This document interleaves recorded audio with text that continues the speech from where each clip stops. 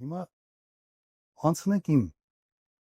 անցյալը, իմ ասած կոպիտ ասած այդ background կչեցյալ։ Ես Ղարաբաղում առաջի դեմք եմ դարել, երբ Ղարաբաղի 50%-ը փորձված էր, ավելի քան 50%։ Հույս չկար մարդկանց մոտ։ Ես ստանձնել եմ պատասխանատվությունը, պետական պաշտպանության կոմիտե է ստեղծվել, ղեկավարն եմ եղել եւ իմ առաջարկով այդ վիճակից հանել եմ հաղթանակով ավարտել։ Եթե ասեմ, որ ես ամբողջ էսենց ըստ քայլերի ունեի, թե ինչ պիտի անեմ, չէ։ Ասենց բազային մի քանի քայլ կար,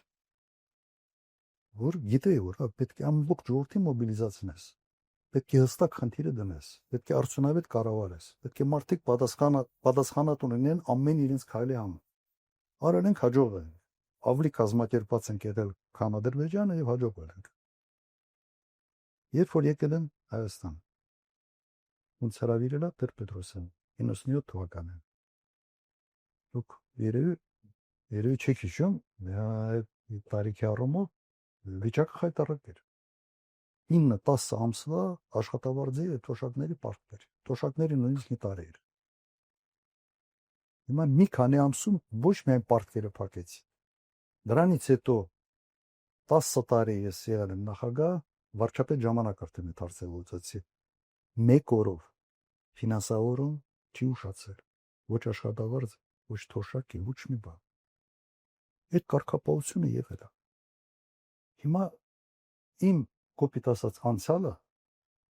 հուշում է, որ ես ի վիճակի եմ ճգնաժամային իրավիճակներում արդյունավետ կառավարել, ինչ որ հաջողության հասնել։ Հիմա եթե մի ուրիշ մարդ կա, ով նման բան ունի, նման կենսագրություն ունի, ես գնամ այդ մարդու համար, ես ինքս կվերք։ Ես ուրախ կլինեմ իմ ազատ կյանքով ապրելու։ Հիմա ես ասում եմ, ես այն մարդն եմ, որ կարող եմ այս հարցերը լուծել։ Չեք ուզում հարցերը լուծվի, գնացեք, ուզում եք քվերքեք, ուզում եք հարցերը լուծվի, քվերքեք։ Սենց ալի։